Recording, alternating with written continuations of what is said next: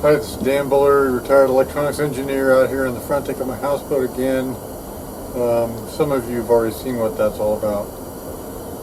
I want to talk to you about, I'm out here on the front deck and I got my heater going, but I know people are really stupid, but I want to assure you that's not the only heater I have. My houseboat, we got it it's got a propane central furnace, and so and I have a 30-pound tank and a 20-pound tank and a bunch of extra tanks, so I have plenty of propane. So the water heater is propane and the furnace is propane, and originally the furnace was run off of some own brand of thermostat, and so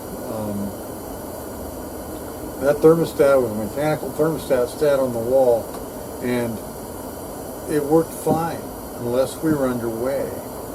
And one time we finally figured out what was going on. Anytime we were underway, when the engines would run, the vibration would be coupled through the house and it would get that mechanical thermostat vibrating, and that would confuse the furnace controller. So the furnace wouldn't run when our engines were running, and it was on and off. You didn't really know what was happening, and it took me a long time to figure it out. And I finally figured it out, and it was the solution was simple. I got a Honeywell thermostat, and once I put that in there, it's electronic thermostat, rock solid. So my furnace comes on anytime the temperature goes below like 68 in the daytime, and if it goes below 62 at nighttime. Now there's a reason for that.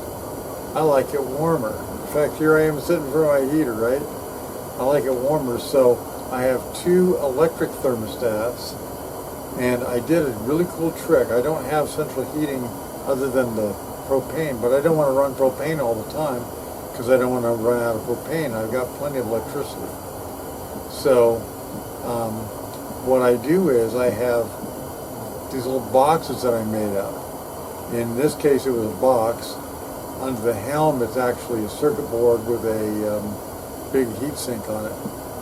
And what I'm doing is I have one of those Honeywell thermostats drives a switch, either an electronic switch or a relay. And in the box, in the back room, it's a relay. In the living room, in the helm station, I have one of those electronic switches, and I don't trust them. I had one in the box in the back room, and it failed after like 6 months or something. Now the one in the helm has been working fine for years, so maybe it was just a fluke, but I like the relays. They're cheap. You can get, I think I paid like $1.50 for a relay, maybe less than that. And the shipping costs more than the relay. And I get that from DigiKey. So I get all my stuff on DigiKey, Mauser, and some others, But all I do is, it's really simple. In this box, we'll just take this box for an example. In this box I have a couple of components only.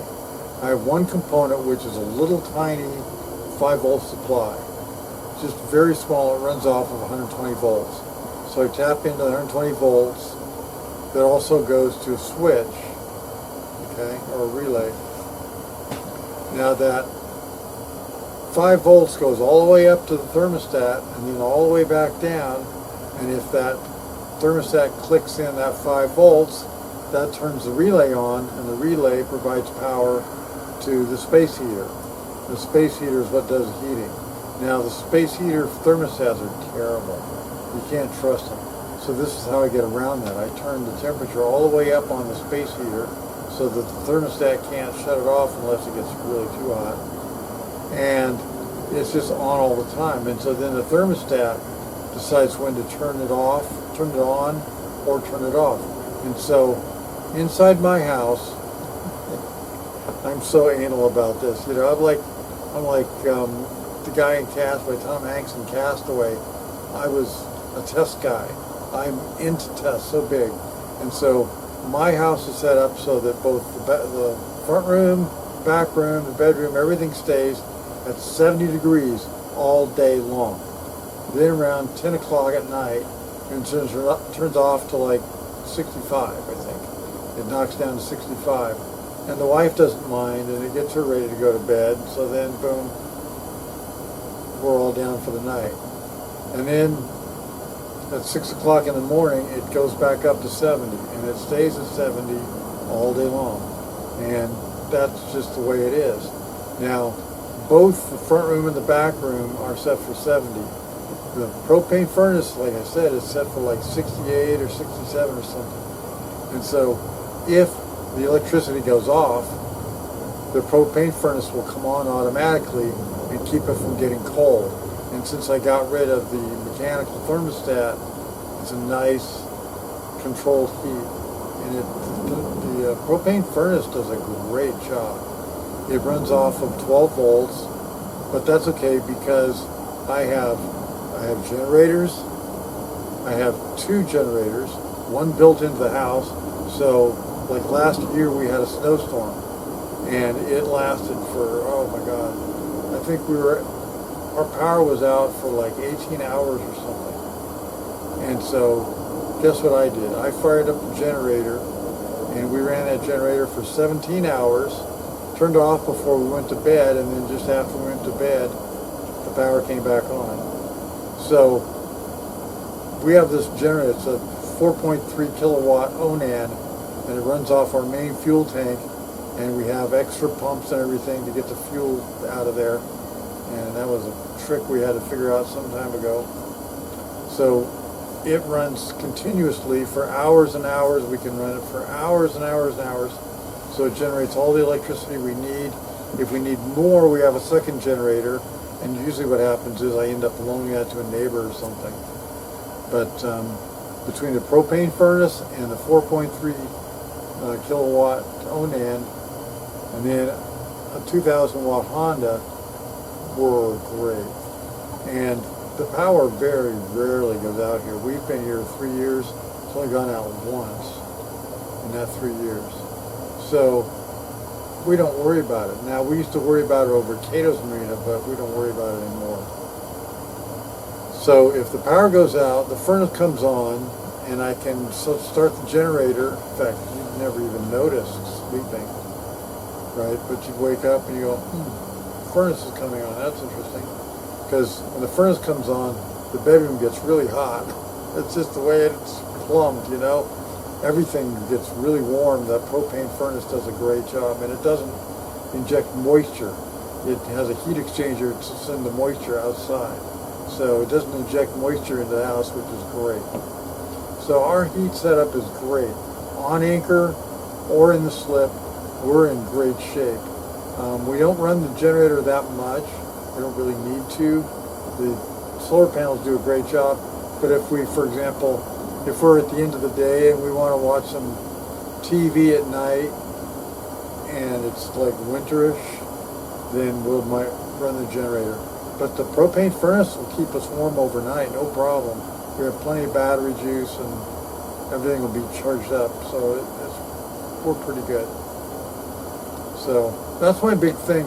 You know, when I was in Aloha, the house hardly ever lost power. It was all underground. Sometimes it did, and we had backup systems. And in San Jose, when we had a power outage, which was actually more often than you might think, it was pretty amazing. What would happen was the power would go out, and then we'd light up all the,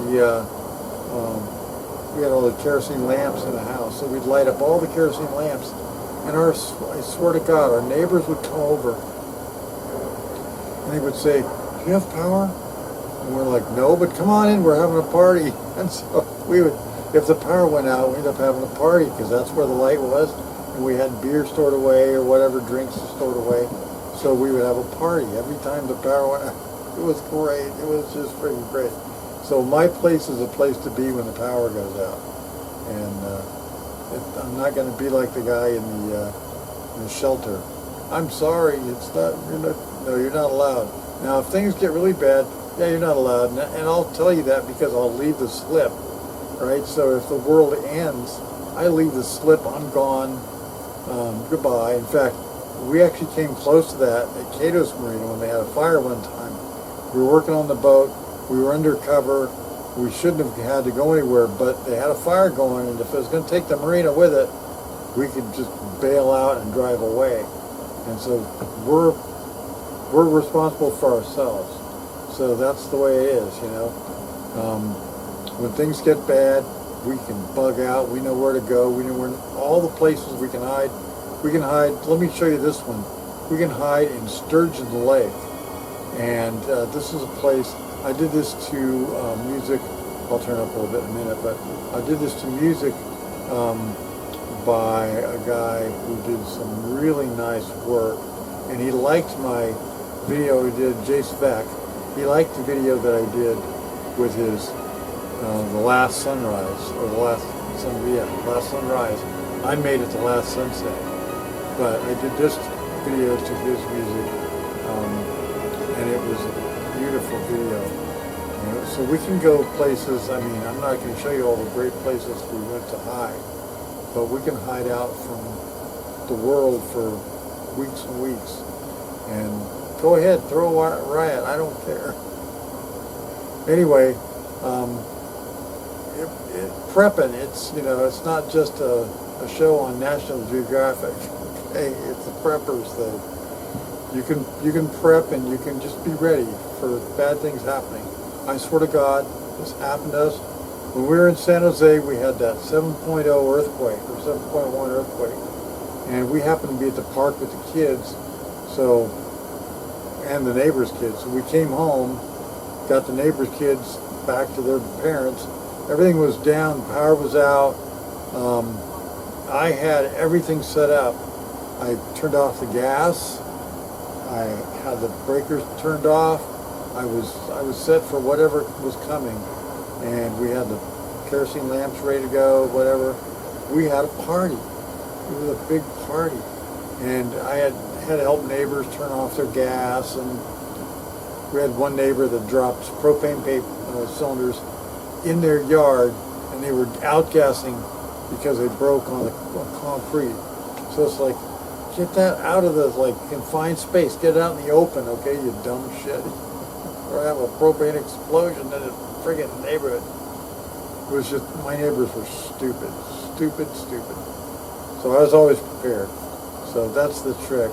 Be prepared. Okay? Once again, from the river, just stay on board. See you later.